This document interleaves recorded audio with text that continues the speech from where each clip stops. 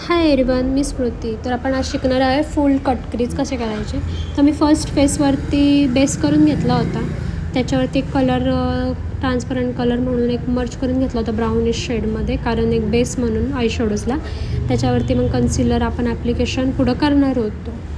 Concealer घेतलं व पुढं मी हाफ कट क्रीज करत फुल कट क्रीजसाठी कन्सिलर लावून घेतलं. दोन्ही आईजला सेम स्टेप केली असेल कन्सिलरनी. मला फोनमध्ये बघून इझी होत नव्हतं म्हणून मी आता मिरर घेतला होता करायला.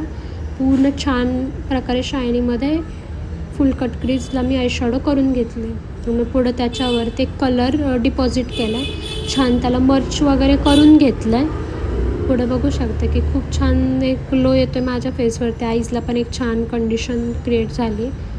मग पुढं आपण त्याच्यावर छान ग्लिटर्स वगैरे लावणार होतो. त्याला थोडं परत मी कन्सिलरने एक शेप दिला आहे, हाफ कट क्रीजसारखा पोर्शनमध्ये. त्याने काय होतं की दोन्ही आय शॅडोज डिफरन्स दिसतात. मग पुढं त्याच्यावर आपण ग्लिटर्स ॲप्लिकेशन करून घेतले. मेकअपमध्ये ना काय स्टुडंट चुका काय करतात, एकदम भटभटीत कलर घेतात आणि तो कलर तर झटकत नाही, ब्रश झटकत नाही पावडरचा, तसंच ॲप्लिकेशन करतात. त्यामुळे ते पावडर एका साईडलाच लागते आय शॅडोजवर, ब्लेंडिंग होत नाही.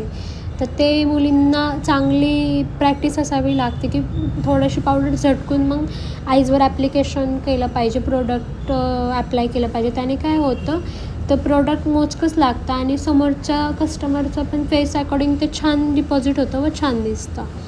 व आपण त्याच्यानंतर छान आयलायनर वगैरे काजळ करून घेतलं आहे आणि आपला आय शॅडोची टेक्निक इथं फिनिश झाली. तुम्ही बघू शकता किती छान प्रकारे माझे I shadows full cut crease झाले आहेत. थँक्यू.